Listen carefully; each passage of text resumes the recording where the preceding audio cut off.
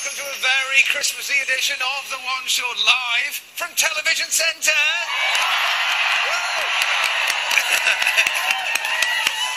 Now, the reason we're all here, apart from the reindeer, obviously. Yes, and the world-famous choir. Yes, and a special Christmas market is because we are turning on some pretty spectacular Christmas lights. Yes, Television Centre is going all Buckingham Palace a little bit later on with something remarkable that you will not want to miss. Yes, well, fingers crossed, that it all works. Yeah, it is there. Now, here to see the magic from Strictly, please welcome Len and Bruno. Yes! And from EastEnders, we've got Ricky and the aptly named Bruno. Bruno, hello. Fantastic. Super job. Come on in, Rudolph. You're ready to cross the Arctic. I know. There you are. That's me. Thank you, Mary. Thank you. That's mulled wine from the market. It's lovely. It's lovely.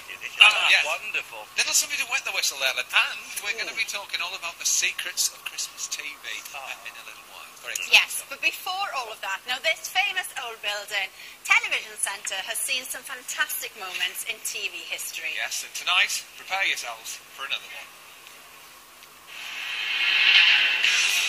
The Queen's Diamond Jubilee concert earlier this year wowed an audience of 20,000 and some 17 million television viewers across the nation.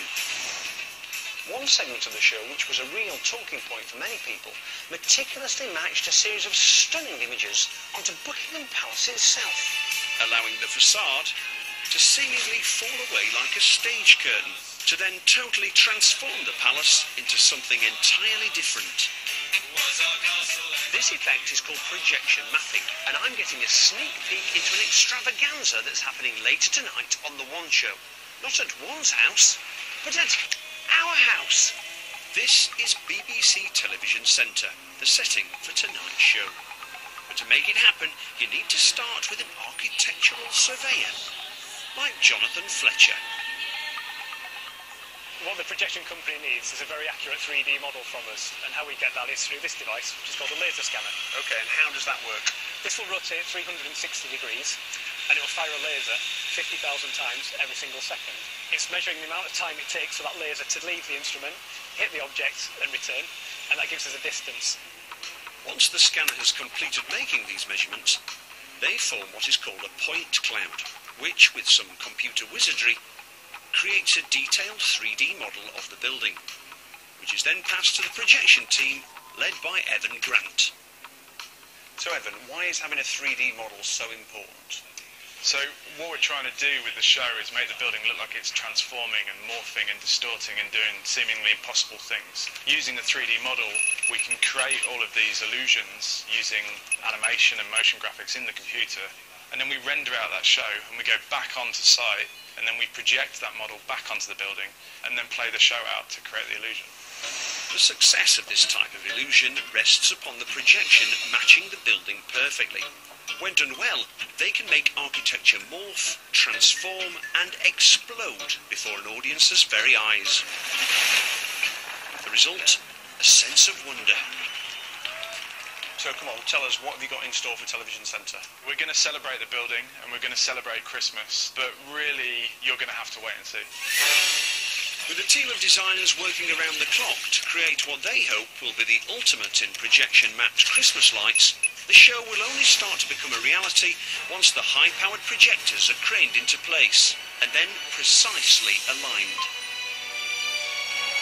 It's been a massive technical undertaking with weeks of planning, design and animation. Fingers crossed, all that hard work pays off. Yeah, people are biting their nails. Well, we'll see in about 20 minutes' time when it works, we'll see. Yeah. Now, we're talking Christmas telly all night, Len and Bruno, and of course, one of the highlights is the Strictly special on Christmas Day. Are they for a treat, Len? I'll tell you what, it's a fantastic... You've got Sheila Hancock. Oh, amazing. Fabulous. Bobby Ball, Fabrice Moamba, how's he? Fabrice, I tell you what, he's got a bionic bum, that boy, I tell you. He's working, you have no idea, but he's a festive-inspired extravaganza. Right. Yeah. There's plenty of fantastic dancing, isn't it? The standard's great. You've got some hot-looking girls, some hunky guys. You've got some old ones, young ones. A bit of laughter. Something for everybody. Plenty of laughter and All-Stars number. Natasha Kaplinsky's back. There's so many of them. There's the line. Right. Look at that. It's really spectacular. We can't give too much away because we want you to watch it. I tell you, you won't be disappointed. There you are. And Bruno, straight after that, you are very excited about the Doctor Who Christmas special. I am absolutely addicted. In fact, I dedicated a chapter on my autobiography, which is out there, and I forgot to bring it. I'm useless. But I'm telling you, when I first came to the UK, I love having people to see. Look, I didn't understand English at all. So the first show I watched on TV was Doctor Who. Because you could follow the story, understand it, without understanding the language. And I've been addicted since. It gets better and better and better. Unmissable. I watch all the reruns. They are brilliant. It's dialect. It's Dalek. I want to be one. I am desperate to be in it. I pay for it. I will pay. I'm sure they'd it's help so you. good. Isn't it good, Len? It is good, but I prefer the midwife thing. 7:30. Well, yes. I'd like to be on that. I love anything from the 50s. And it's just a one. I wish it was in black and white, really, because it would really make me feel as though Everybody talks like that. They do. It's very nice. But would you do some acting, Len, though? Pardon? You know, would you do any acting? If the call came from calling We'll do it every Saturday night. If I got up, of course I would. Yes, I'd love to. Yeah. Would you? Yeah. We could see you. EastEnders. He'd be I could open a dance school in Albert Square. There you go. We'll have a word. And I could be the Italian teacher that upsets everybody. I can see it now. But before all of that, the Strictly Christmas special is on Christmas Day, 6:15 on BBC One. Can't wait for that one. Come on! Now, during tonight's show, we will be turning on not one, but 3 sets of lights, building up to the dazzling light show here at Television Centre. Yeah, we love Christmas lights here. We do. Mike, how are you getting on with them? Because to be honest with you, we've only got about 15 minutes left. You're going to have to be quicker than that. At least they're on. They're slightly tangled, but don't worry about it. Anyway, shall we move on to Carrie and see what she's got planned in Salford? Yeah, let's do that. Oh, I like a curry. I have a total treat for you here. Welcome to Salford. Now tonight we're going to perform a world live TV first. We're going to create a piece of art which is a 150-foot horizontal Christmas tree made from light. The BBC Boffins have developed the technology for camera where they can take a simple torch and turn it into the effect of a sparkler, so you get that light trail. Let me hand that back to my assistant. Here on the concourse at Media City, we have a whole heap of volunteers ready with their torches. At the top of the building, we have a camera ready to match and capture the moment. Now, I'm not sure that your lights are going to match these, because these are pretty spectacular. I've seen them earlier. Let's hope, fingers crossed, it works this time. Starring as the star on the Christmas tree is Blue Peter's very own Helen Skelton. You ready, Helen? Yeah, fantastic. Okay, let's take lights out.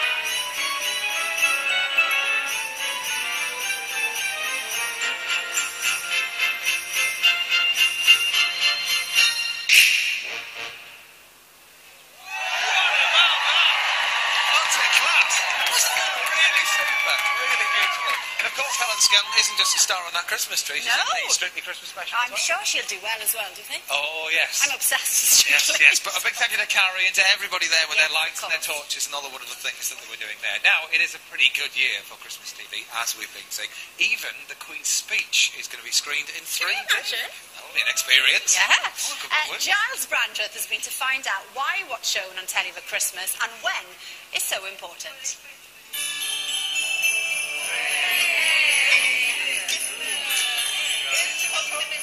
Presents open. Sibling squabbles sorted, glasses raised, crackers pulled. Christmas dinner is done. You're stuffed. What happens now? It's time to turn on the telly. Come on, everybody. So who decides what you watch and when? Well, the complex art of Christmas TV scheduling is down to a few mysterious people in suits. When you go into work as a scheduler, what's in your head? You maximise the audience and you please the audience. Hopefully they're the same thing. What drives me is trying to get the best for our programmes and the best for our viewers. So my primary focus is BBC One, and BBC One Christmas Day is an institution that's part of Christmas. I'm playing all the right notes, but not necessarily in the right order. Back in the 70s, it seemed simple. Brilliant entertainers had over 20 million people watching them on Christmas Day. And so it came to pass that topping the festive ratings by any means necessary was every scheduler's dream. Well, that's ruined my Christmas. Is your aim to get people to watch your programme or actually to do down the opposition? Primarily to get most people to watch your programme, and if by any chance it does down the opposition, then that's a bonus. The sweetest Christmas back. 75% of all viewing at Christmas is a group of 2 or more, and quite often with children. So there's much more group viewing at Christmas time, and we need to put on big, broad appeal programmes that can interest anybody in the family. What do you think of it so far? Rubbish! But as we know, family viewing may not be a case of the more the merrier. By the end of the 1980s, one thing was clear. The battle lines between the channels had been drawn. Now you do. This, my sweet, is a letter from my solicitor telling you that your husband has filed a petition for divorce. Warring soaps gifted ratings gold for the schedulers, and the invention of the Christmas special proved to be their frankincense and myrrh. But things changed. Once upon a time, it was all very simple. The way to divide up the Christmas pudding? Well, it was easy. There were only a few channels and only a television to watch your programmes on. But then as the years went by, the platforms began to multiply, and the channels, there were hundreds, if not thousands. The explosion in the number of channels that happened in the late 90s and early noughties in particular has meant that TV viewing is fragmented somewhat. It remains important to try as hard as you can, even though your numbers might be overall getting slightly smaller, is to continue to invest in the day. What are the Christmas treats this year? For BBC One on Christmas Day, Call the Midwife, that's new, so that was the big new drama hit of the year. Over £18, bravo. About the same size as a turkey. Doctor Who has a new assistant, and it's an absolute fantastic episode. A lot of the press have called it the best episode ever, so that's really strong. No, Doctor. My sermon. Interesting. Well, were you thinking about it? Yes. Well, stop. Sarah, stop thinking about the snowman. We can all be our own schedulers in this modern world, but this Christmas, how about getting together and watching in the same place with the same people on the same channel? Well, listen, Bruno is usually trotting around with a few old balls, aren't you? I've seen a few in my time, and I tell you, they actually succeeded putting me on a cage. I've been threatening this for years. Finally, I'm into one. Yeah, we're in the reindeer pen with Mike. Now, Mike, obviously, reindeers are incredibly talented because they can fly all over the world on Christmas Eve. But you've got some incredible facts about them. Amazing reindeer fact number Yes, one, come on. Matt. All Santa's reindeers, believe it or not, are female. And the reason is the males or bulls will drop their antlers late autumn, early winter, but the females keep their antlers all winter because they need them to protect protect their calves when they drop their calves in spring. So all of them, Rudolph, Donna, Blitzen, they're all girls. Ladies. You learn something new every day. But there you go. You see, this is the thing. Squeaky thinks she's got lucky because you're in this club. I know, look. And you've got no antlers, so you're obviously a male. Well, yeah, of course. That's it. I've been waiting for this moment of my life. I found my match, and she's got horns. Antlers. How could you say horns? Yeah. Now let's talk a little about their sense of smell. It's astonishing. 700 or 800 times better than ours. Imagine 3 foot of snow. They eat lichens for a living. They can smell the lichens through, dig down, and away they go. Right. If you can't get your hands on lichen, what's the best thing to put in the fireplace? Well, this is the best of all. This is